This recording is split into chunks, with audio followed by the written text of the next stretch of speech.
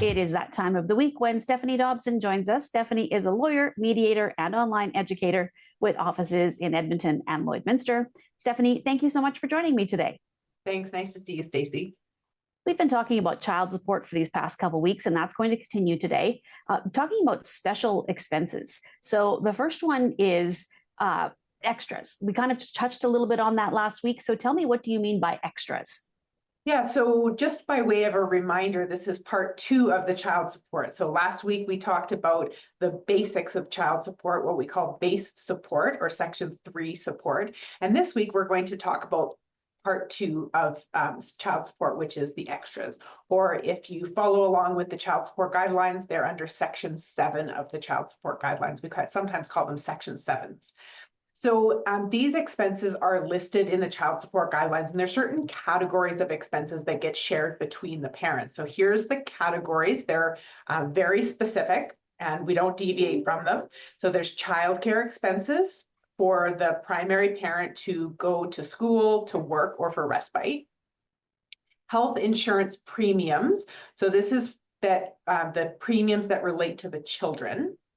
Health-related expenses for certain types of health expenses, post-secondary education expenses, primary and secondary school education expenses, and then the one that most people will remember, which is the activity expenses.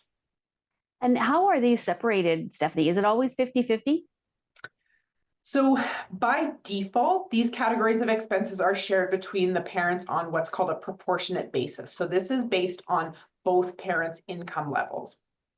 So we were talking last week about how do you figure out income level. It's called a guideline income level. So you can have a peek at the YouTube video from last week on income levels. But let's say, for example, one parent has a guideline income of $70,000 a year, and the other parent has a guideline income of $30,000 a year. One parent would pay 70% of those expenses, and the other parent would pay 30% of those expenses.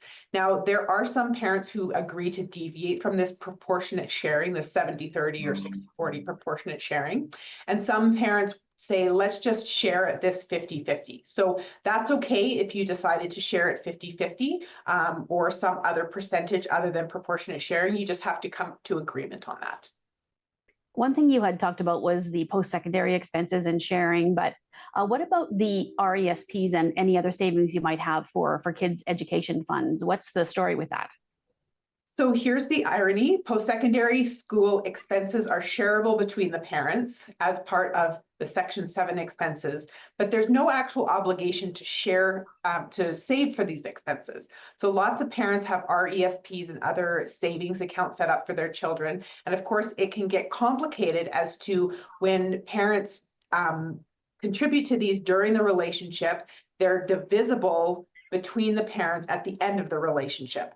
But once from the data separation moving forward, I often recommend to families that they simply do their own thing with respect to their post-secondary education savings plan. So if you each have an RESP account then set up instead of having one combined, that's a much better course of action. Now, there is a lot of extras, and it might get a little confusing for people. So what is a good way to determine if something, in fact, is considered an extra or not? So that's a really good question, because some of these Section 7 expenses are actually called extraordinary, for example, activities or extraordinary primary or secondary school expenses. So the exact item of whether that thing itself, that expense, is going to be shareable will depend primarily on 3 things. Number 1, the necessity to the child of the expense. Number 2, the reasonableness of the expense in relation to the bigger picture of the family's finances.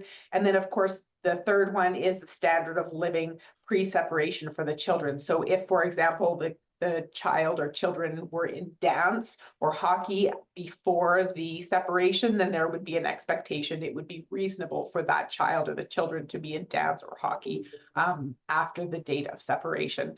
But there's so many factors that go into whether something will be shareable or not. I certainly encourage you, while you're negotiating child support and these Section 7s, to really have a discussion between the parents as to what will be shareable, so that you're very specific about it. So even if we said something like hockey is shareable, is it just the registration and equipment, or is it the cost of tournaments, hotels, bus rides, volunteer obligations, and any other kind of expenses that that come up with respect to hockey, for example?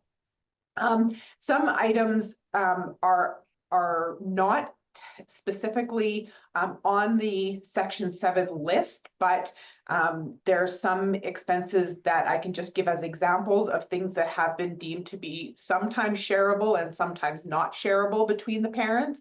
So number one is cell phones.